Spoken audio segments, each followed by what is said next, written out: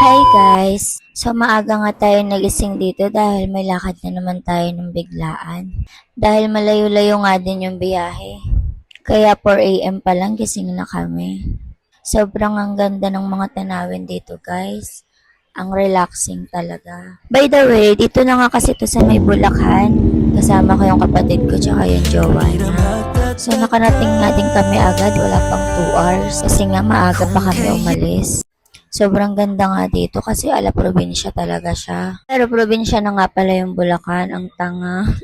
So yan, uminom nga muna kami ng taho. Naglakad-lakad na din kami kasi ang tagal-tagal nila tita. Nauna na nga kami dahil nakamotor nga kami. Kaya ayan, tamang selfie-selfie muna tayo. Ito si Janjan, ayaw ako picturean, pilitan pa, nakakainis. So ayan, nakapasok na nga tayo kasi nga naiinip na rin kami sa labas. Kaya nag-billiard muna silang dalawa.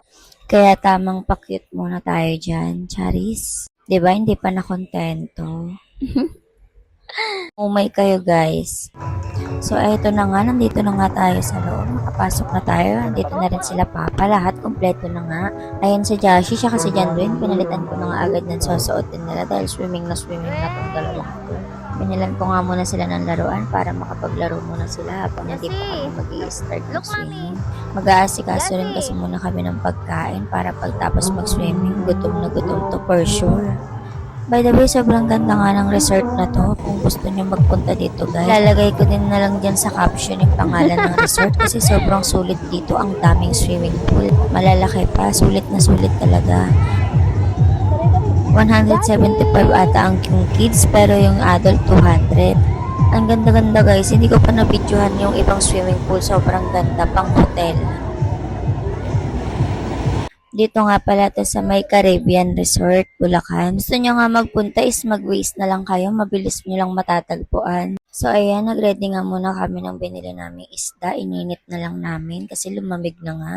So napapansin nyo, onti pa lang yung tao pero mamaya pag opening, andyan na lahat ng tao. Pero hindi pa rin talaga siya masikip kasi nga ang laki ng swimming pool, maraming swimming pool. Kaya nga din hindi siya pangit tignan like sa ibang swimming pool na nagtutumpukan yung mga tao na para bang ayaw mo nang maligo.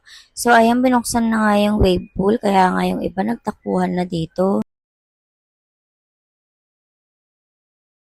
Yung oras nga pala ng opening nila is 9 AM to 6 PM yung cut-off. Tapos may pang night swimming pa. Madami din sila ditong room kung gusto nyo mag-stay in. So, ayun lang guys.